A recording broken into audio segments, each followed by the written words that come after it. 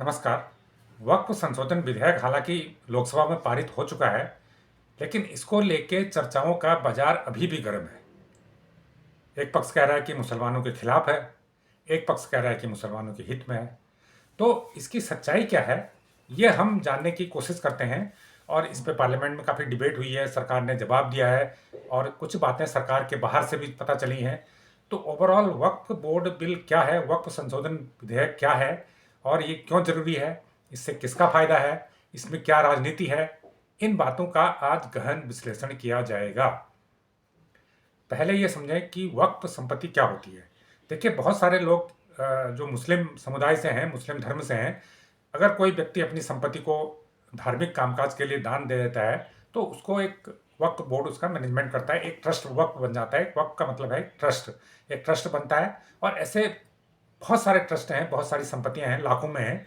और उन जो ट्रस्ट को रेगुलेट करने के लिए ऊपर से एक वक्फ बोर्ड और वक्फ काउंसिल होती है, स्टेट लेवल पर होती है, सेंट्रल लेवल पर होती है। और इसमें सरकार के लॉ है, सरकार ने कानून बनाया, वक्फ कानून बनाया, बहुत पुराना कानून है और समय समय पर इसमें संशोधन हुए हैं और अब फिर से उसमें एक बार संशोधन हो रहा है। और वो विधेयक लोकसभा से पारित हो चुका है, राज्यसभा में इस पर डिस्कशन चल रहा है, वहाँ भी पारित होने की संभावना है, पारित हो ही जाना है। तो ऐसे में ये सवाल उठता है कि आखिर इस कानून की ज़रूरत क्या है, क्या नहीं है। देखिए, पहले ये समझ लें कि इस समय वक्फ बोर्ड के पास, जो देश भर में जो ऐसी संपत्तियां हैं जो ट्रस्ट के पास हैं या कहें कि वक्फ के पास हैं, उन संपत्तियों की संख्या 8,72,000 संपत्तियां ऐसी इसमें हैं। और ये लगातार बढ़ रही है, इनकी संख्या बढ़ती जा रही है। 2006 में 4.9 लाख संपत्तियां थी, तो आज वो बढ़ के करीब करीब दुगुनी हो गई, 8.72 लाख हो गई, तो 8,72,000 हो गई। अब इन संपत्ति में जमीन भी है, मकान भी है, खाली जमीन भी है। इनका लेके विवाद ही है सारा। और ये विवाद आज से नहीं है, बहुत पहले से है कि जो वक्फ बोर्ड होता है उसमें ज़्यादातर सरकार का दखल नहीं रहता है, थोड़ा बहुत नाम मात्र के लिए रहता था अभी तक। तो वो दखल कम होने की वजह से जो वक्फ का चेयरमैन बनता था, जो वक्फ बोर्ड बनता था, उसके लोग ही इस संपत्ति को आपस में अपने फायदे के लिए इस्तेमाल करते थे, या किसी को बहुत सस्ते में किराए पर देते थे, या ज़मीनें बेची भी गई। तो इस तरह कई तरह के विवाद इससे जुड़े हुए हैं और हजारों केस विभिन्न कोर्ट अदालतों में इधर उधर चक्कर भी काट रहे हैं, बहुत सारे मुकदमे चल रहे हैं, लिटिगेशन में फंसे हुए हैं। तो नतीजा यह है कि जो एक अथाह संपत्ति है, वक्फ बोर्ड के पास एक दान में आई हुई अथाह संपत्ति है। देखिए, आज की डेट में सबसे महंगी चीज़ क्या है, सोने से भी महंगी चीज़ क्या है, जमीन है। जिसके पास जमीन है वो राजा है और उसी के पास सब कुछ है। अगर वक्फ बोर्ड के पास इतनी बेशकीमती जमीन है, जो जैसे मैंने बताया 8.72 लाख प्रॉपर्टीज़ हैं, इन प्रॉपर्टीज़ में अगर ज़मीन की खाली बात करें, मकान भी होंगे इसमें, खाली अगर ज़मीन की बात करें तो 9 लाख एकड़ से भी ज़्यादा ज़मीन है। इससे ज़्यादा ज़मीन सिर्फ भारत में रेलवे के पास है, जिसका पूरा देश भर में नेटवर्क है, या फिर डिफेंस के पास है। और भारत में कोई ऐसा ऑर्गेनाइजेशन नहीं है जिसके पास इतनी ज़मीन हो, 9 लाख हेक्टेयर से भी ज़्यादा ज़मीन हो, सिवाय रेलवे और डिफेंस के अलावा। आप कल्पना कीजिए कि ये प्रॉपर्टी कितनी है, इसका जो बाजार मूल्य है, इसका कभी कोई आकलन ही नहीं किया गया है। और इसका आउटकम क्या है, जिन लोगों ने इसको दान किया, एक अच्छी भावना से दान किया कि भाई ठीक है, उनके आगे पीछे कोई नहीं है, ये ज़मीन जो हमारे आने वाली पीढ़ी है, जो हमारे मुस्लिम समाज है, उनके बच्चों, जो गरीब लोग हैं, मुस्लिम लोग हैं, उनके बच्चों की पढ़ाई के काम आएगी, उनके लिए अस्पताल खुलेंगे, उनके लिए ट्रेनिंग सेंटर खुलेंगे। लेकिन क्या ऐसा हुआ? बहुत कम हुआ है, बहुत कम हुआ है। अगर 95% होना चाहिए तो 5% हुआ है।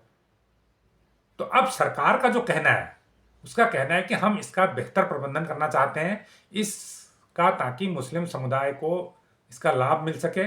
और जो गरीब तबका है, मुस्लिम लोग, उनके लिए यहाँ पर स्कूल खुलें, उनके लिए यहाँ पर क्लिनिक खुलें, उनके लिए अस्पताल खुलें। और जो ज़मीन है उसमें मकान भी बन सकते हैं उनके लिए किफ़ायती। आज अगर आप दिल्ली एनसीआर में कोई फ्लैट लेते हैं 2 कमरे का, तो 50 लाख से कम में नहीं आता है। क्यों आता है 50 लाख में? क्योंकि सबसे ज़्यादा कॉस्ट मकान बनाने में ज़मीन की पड़ती है। लेकिन अगर आपके पास ज़मीन अपनी हो, तो फिर आप 2 कमरे का मकान 4-5 लाख में बना लेंगे।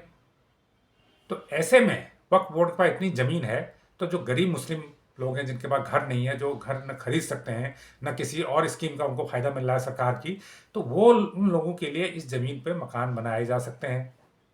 और अस्पताल खोले जा सकते हैं बहुत कम पैसे पे, जहाँ पर मामूली शुल्क पे इलाज हो सकता है, no cost no profit base पे जो अस्पताल चलाया जा सकता है। क्योंकि अगर अस्पताल बनाने के लिए ज़मीन फ्री की मिल जाएगी तो अस्पताल की जो ऑपरेटिंग कॉस्ट है बहुत कम हो जाएगी। तो इसी प्रकार स्कूल खुल सकते हैं, और स्कूल से भी, स्कूल तो आजकल वैसे भी बहुत हैं, लेकिन जो कौशल विकास केंद्र हैं जिसमें कौशल की ट्रेनिंग दी जाती है, रोजगार परक ट्रेनिंग दी जाती है, उस तरह के केंद्र खोले जा सकते हैं। तो ये बात सरकार कहती है कि हम इसलिए उसको बेहतर कर रहे हैं, ज़मीनों की इनकम बढ़ाएंगे, उस इनकम जनरेट करेंगे, उस इनकम से जो पैसा जनरेट होगा वक्फ बोर्ड ही करेगा ये का सारा काम, और उससे जो है गरीब मुसलमानों की मदद हो पाएगी। ये सरकार का तर्क है। अब इसमें एक महत्वपूर्ण बात ये भी है कि देखो, जब बीजेपी और मुसलमानों की बात आती है तो लोग कूद के इस नतीजे पे पहुंच जाते हैं कि बीजेपी मुसलमानों का कुछ बुरा करने जा रही है, जबकि कम से कम इस मामले में तो ऐसा नहीं है। पहले भी कभी ऐसा नहीं देखा गया। अगर 3 तलाक पर कानून बनाया गया तो क्या वो 3 तलाक पर कानून बनाना गलत था? बिल्कुल गलत नहीं था। 3 तलाक एक अच्छी प्रथा नहीं है, सुप्रीम कोर्ट ने भी उसे गलत बताया था। तो जो फैसला सरकार ने लिया है, कोर्ट का जो डायरेक्शन था, कोर्ट ने जो चीज़ें कही उसके हिसाब से कानून बनाए। तो अब भी इस कानून में संशोधन हो रहा है, तो इससे लॉन्ग टर्म में मुस्लिमों को फायदा है, खासकर गरीब मुस्लिम वर्ग को फायदा है। लेकिन जो तबका, वो कोई तबका तो नहीं है, मैं कहूँगा कुछ ही लोग होंगे, जो कुछ ही लोग इस वक्फ बोर्ड की राजनीति और इसके आसपास घूमकर उसका फायदा उठा रहे थे, उन लोगों को इसका काफ़ी नुकसान होगा, क्योंकि आगे वो अपनी मनमानी नहीं कर पाएंगे। क्योंकि इस एक्ट में कलेक्टर को पावर दे दिए गए, कलेक्टर उसमें तुरंत एक्शन ले सकता है अगर कहीं जमीन में गड़बड़ी हो रही है, हेरा फेरी हो रही है या खरीद फरोख्त हो रही है। अभी तक ये पावर नहीं थी कलेक्टर का, अब कलेक्टर को पावर मिल रही है, सरकार को अधिकार मिल रहे हैं। तो भ्रष्टाचार खत्म होगा वक्फ बोर्ड में, पारदर्शिता आएगी कामकाज में, और जमीनों का बेहतर इस्तेमाल हो सकेगा, प्रॉपर्टीज का बेहतर इस्तेमाल हो सकेगा, उससे इनकम बढ़ेगी। इनकम बढ़ेगी तो उस पैसे का मुस्लिम समुदाय के लिए बेहतर इस्तेमाल हो सकेगा। यूपीए सरकार में आपको याद होगा कि सच्चर कमेटी बनी थी, जस्टिस सच्चर कमेटी बनी थी, जिसको ये काम दिया गया था कि जो देश में मुस्लिम हैं उनकी जो गरीबी, उनकी पिछड़ापन, उसकी स्टडी कीजिए ताकि उनके लिए कुछ अच्छा किया जा सके। मनमोहन सिंह की सरकार में ये कमेटी बनी थी। तो हालांकि इस पर भी राजनीति हुई थी, लेकिन ये अच्छी पहल थी, बहुत शानदार पहल थी। तो कमेटी ने अपनी रिपोर्ट दी थी, बहुत सारे सुझावों को बाद में इम्प्लीमेंट भी किया गया।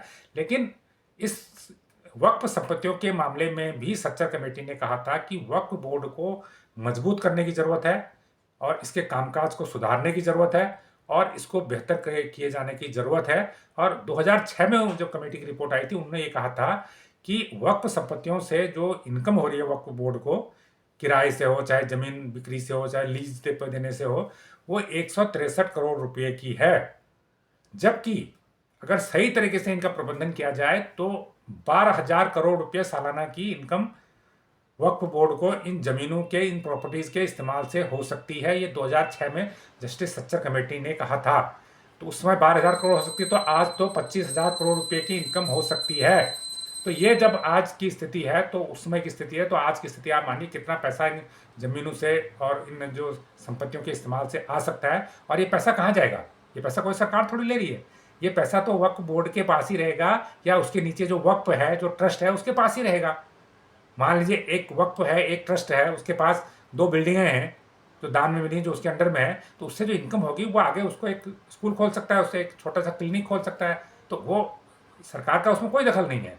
तो सरकार सिर्फ ये चाहती है कि इसमें गड़बड़ियाँ जो हैं वो रुकें, और जो पैसा है वो समाज के, मुस्लिम समाज के लिए इस्तेमाल हो। तो इस प्रकार से अगर देखा जाए तो दूर लॉन्ग टर्म में ये मुस्लिमों के हित में है। और अगर वक्फ संपत्तियों का अच्छा प्रबंधन होगा तो इससे जो इनकम होगी तो वो उसका इस्तेमाल बेहतर तरीके से हो सकता है, कल्याण के लिए हो सकता है, मुस्लिम वर्ग के, गरीब तबके के लिए हो सकता है। लेकिन सवाल यह है कि इस पर क्या राजनीति नहीं हो रही है? बिल्कुल राजनीति हो रही है। राजनीति क्या सिर्फ अपोजिशन कर रहा है?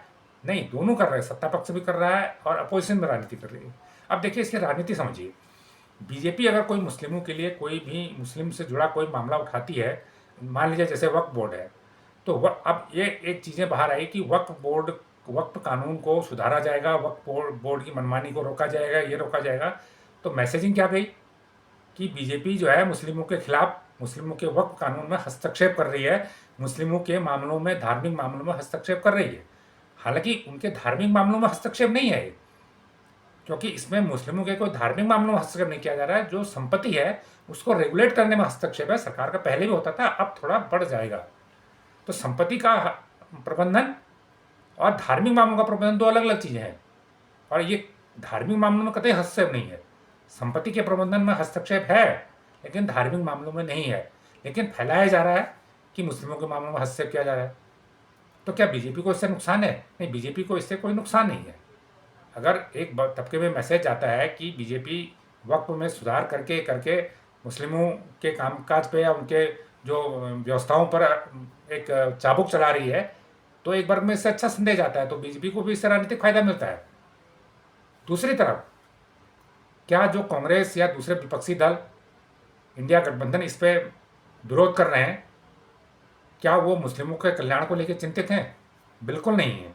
वो इसलिए विरोध कर रहे हैं, वो इसलिए संसद में हंगामा कर रहे हैं, इसलिए विरोध कर रहे हैं क्योंकि उन्हें मुस्लिमों को ये मैसेज देना है कि हम आपके रहनुमा हैं, हम आपके हित चिंतक हैं, हम आपका भला चाहते हैं।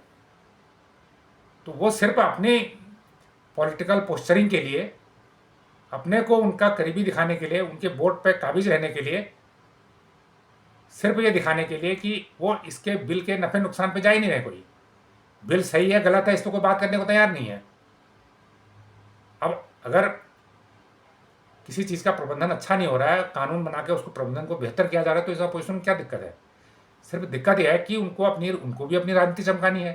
जैसे बीजेपी को अपनी राजनीति चमकानी है, तो अपोजिशन को भी राजनीति चमकानी है।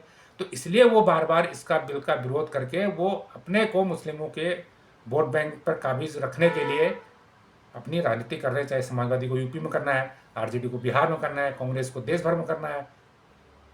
तो विपक्ष की अपनी राजनीति है और सत्ता पक्ष की अपनी राजनीति है। लेकिन इस सबसे ऊपर एक बात और है, अगर इस नए विधेयक के आने से, नए कानून के लागू होने से अगले 2-4 साल में जमीन पर कुछ होता हुआ दिखता है, मान लीजिए वक्फ के बोर्ड के अस्पताल बनने लग गए, वक्फ के स्कूल खुलने लग गए, वक्फ के ट्रेनिंग सेंटर खुलने लग गए, तो फिर आप मान के चलिए कि इससे बीजेपी को एक राजनीतिक फायदा मुस्लिमों से मिल जाएगा। मुस्लिम वोट बीजेपी को करने लग जाएंगे। 3 तलाक के बाद ये देखा गया कि देश के कई पॉकेट्स में, यूपी में जो महिलाओं के वोट थे, मुस्लिम महिलाओं के वोट थे, वो बीजेपी को पड़ने शुरू हुए हैं। तो उसकी वजह यह है कि उस फैसले से जहां मुस्लिम समुदाय ओवरऑल नाराज था और जो विपक्ष की दल है, जो बीजेपी विरोधी दल, उन्होंने भी उसका विरोध किया था, लेकिन मुस्लिम महिलाओं ने उसका समर्थन किया था। तो अगर इस कानून के बनने से, इस कानून के संशोधन से आने वाले समय पॉजिटिव इंपैक्ट आता है, तो जो मुस्लिम समुदाय परंपरागत रूप से बीजेपी का विरोधी है, तो बीजेपी उसके वोट बैंक में भी सेंध लगा सकती है। बाकी बीजेपी अपने जो कोर वोटर है उसको तो मैसेज के जरिए दे ही रही है। कुछ भ्रम फैला है तो उसका, उस भ्रम से भी बीजेपी को फायदा है। तो इस पर राजनीति भी हो रही है, और लेकिन जो सुधार हो रहा है उस सुधार को स्वीकार किया जाना चाहिए। और रही बात कि क्या होता है इसमें, कुछ नहीं होता है, अभी तक कुछ नहीं हुआ। अगर कुछ नहीं होगा तो सरकार को अपोजिशन फिर भी अगले 5 साल पकड़ सकता है, 4 साल बाद फिर उससे सवाल कर सकता है कि भाई आपने कहा था ऐसा हो जाएगा, नहीं हुआ तो बताइए। तो वो तो विपक्ष हमेशा ये काम कर सकता है कि अगर सरकार इसमें फेल रहती है तो उसको आगे जवाबदेह बना सकता है। तो ये जानकारी आपको कैसा लगी, ये विश्लेषण आपको कैसा लगा, हमें कमेंट करके जरूर बताएं। जो लोग इस चैनल को पहली बार देख रहे हैं वो लाइक करें, सब्सक्राइब करें और शेयर भी करें। धन्यवाद।